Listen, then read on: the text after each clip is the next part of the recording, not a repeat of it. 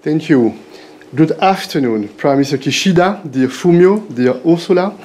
It's a pleasure to welcome you here in Brussels. Today, Japan and EU cooperation is as strong and positive as ever. And I would like to thank you, dear Fumio, dear Prime Minister, for your leadership and personally for your friendship. Japan is one of the EU's staunchest allies, and Japan is our closest partner in the Indo-Pacific region.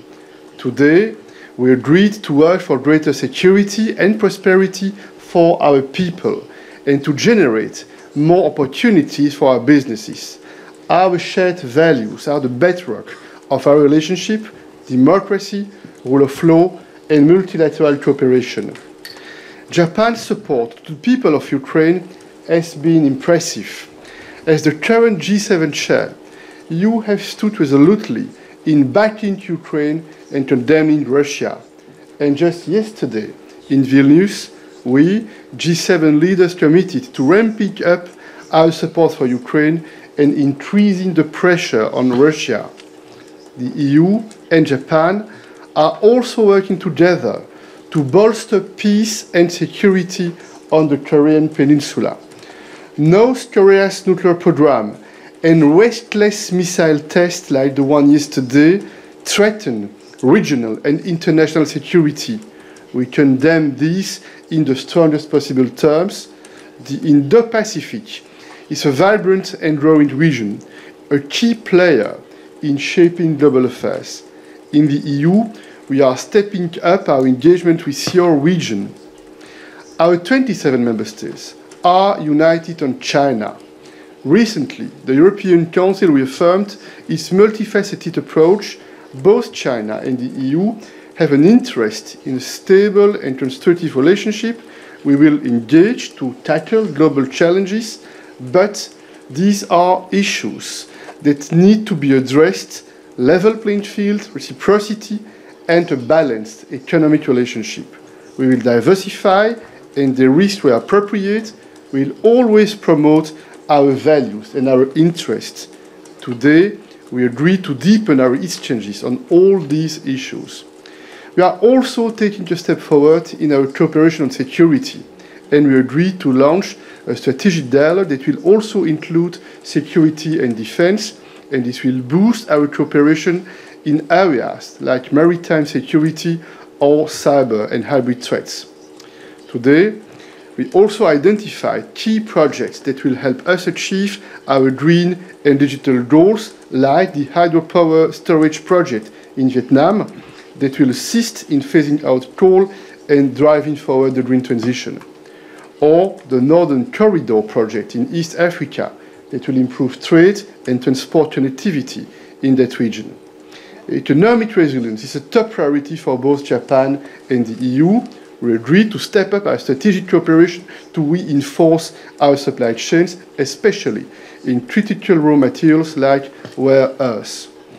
The EU and Japan are also powerful engines in protecting our planet. In the run-up to COP28, we agreed to cooperate more in areas that will drive forward our green transition, like solar supply chains, offshore wind, grid technology, and energy efficiency. And we are also boosting cooperation on hydrogen production. Ladies and gentlemen, just last year, bilateral trade between Japan and the EU increased more than 13%, and now we are building on that momentum. We specifically discussed improving market access, and today the EU agreed to again allow the import of products from the Fukushima region. EU foods will also get better access to Japanese markets. This is another sign of trust and cooperation. Dear Prime Minister Kishida, dear Fumio, Japan and the European Union share a genuine bond that we can be proud of.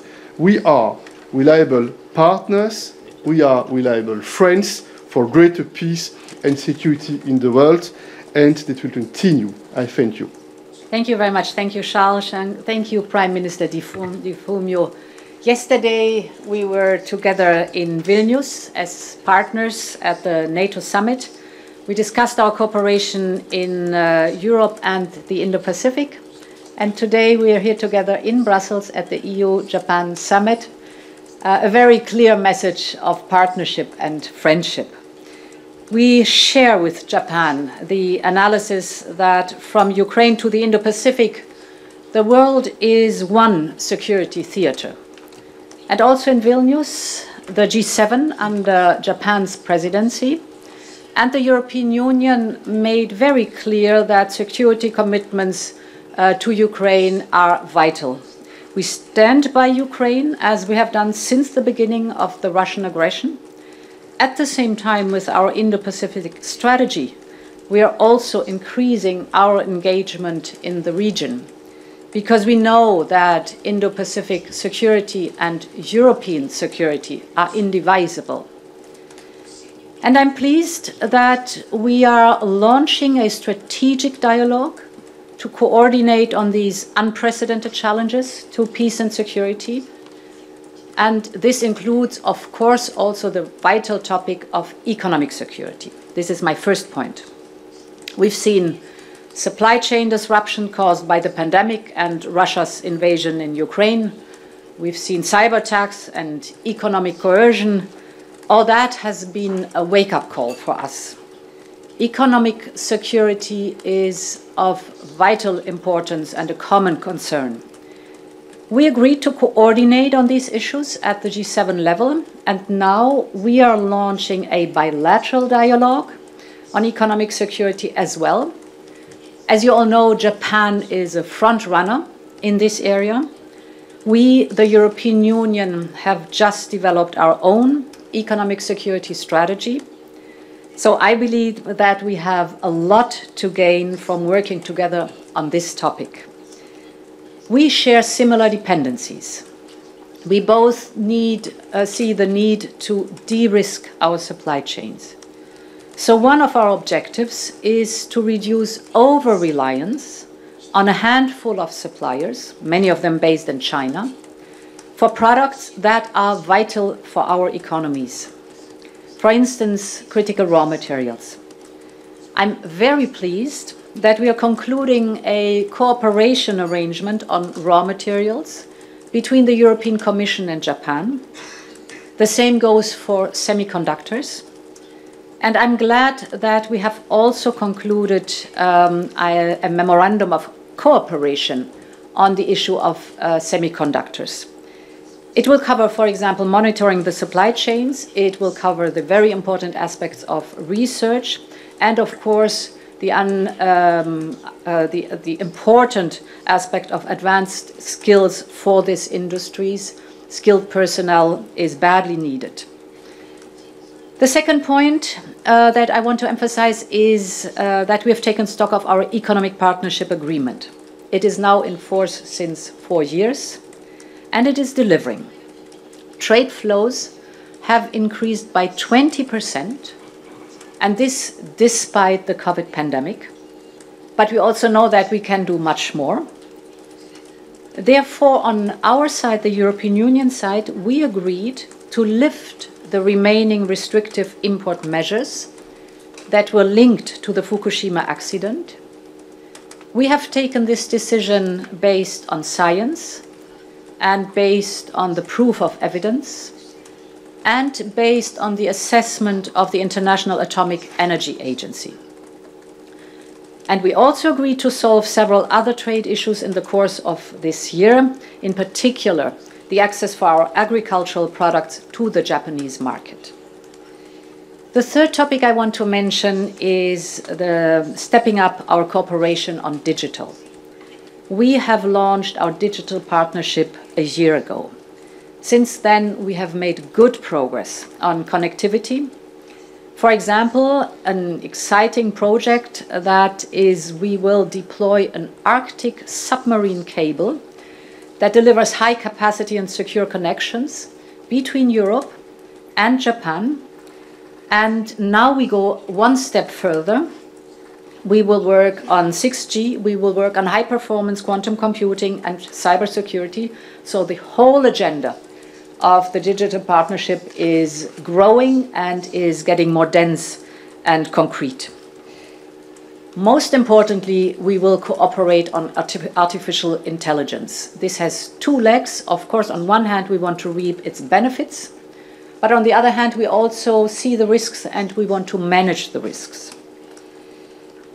My fourth point is on clean tech and the energy transition.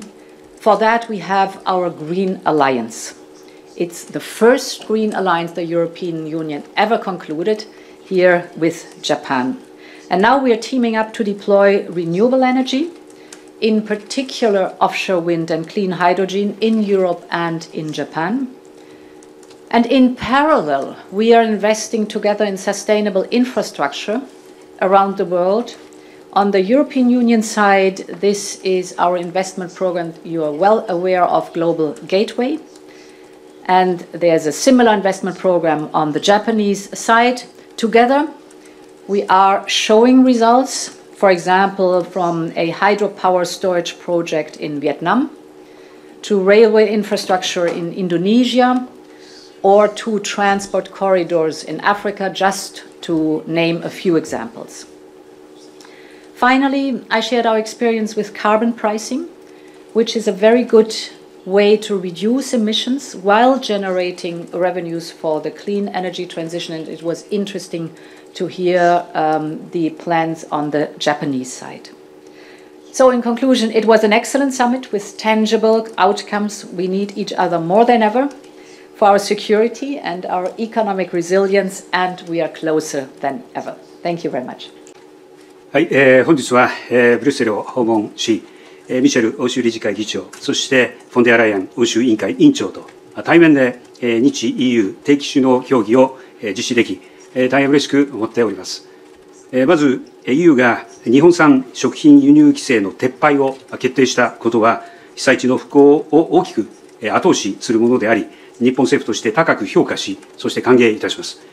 G7 広島サミットでも一致をした世界のどこであっても力による一方的な現状変更の試みは許されないこと、法の支配に基づく自由で開かれた国際秩序の維持強化に向けて引き続き緊密に連携していくことについて本日の協議で改めて確認することができました。特に現下の厳しい安全保障環境の下、EU がインド太平洋への関与を強めていることを歓迎いたします。日 EU 間で外相レベルの戦略対話を立ち上げ、安全保障を含む幅広い分野で協力をより一層強化していきます。経済安全保障に関しても、日 EU 間の対話と協力を深めていくことで一致をいたしました。EU が6月20日に公表した経済安全保障戦略は、我が国の経済安全保障に関する基本的な考え方と軌を一にしており、評価しています。また今回、日 EU 間で重要鉱物に関する協力取り決めが作成されたことを歓迎いたします。こうした具体的な協力を積み重ねていくことが重要であると考えています。昨年の日 EU 定期首脳協議において立ち上げに合意をしたデジタルパートナーシップの下で、7月3日に関係閣僚会合が開催され、7月4日に日 EU 間で半導体分野における取り決めが作成されたことを歓迎いたします。また、人工知能 AI、特に生成 AI の急速な発展と普及は、EU との間でも国際社会全体にとっても重要な課題です。私はこの秋にも生成 AI を中心的な議題として G7 首脳テレビ会議を開催いたします。G7 広島サミットで合意された広島 AI プロセスを通じて G7 議長国として生成 AI に関する国際的な議論を主導してまいります。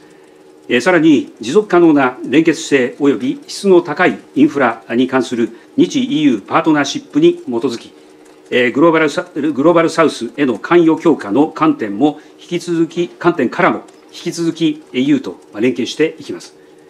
その他、グリーンアライアンスを含め、気候変動、エネルギー、さらには国際保健等の分野でも、さらに協力を強化していくことを確認いたしました。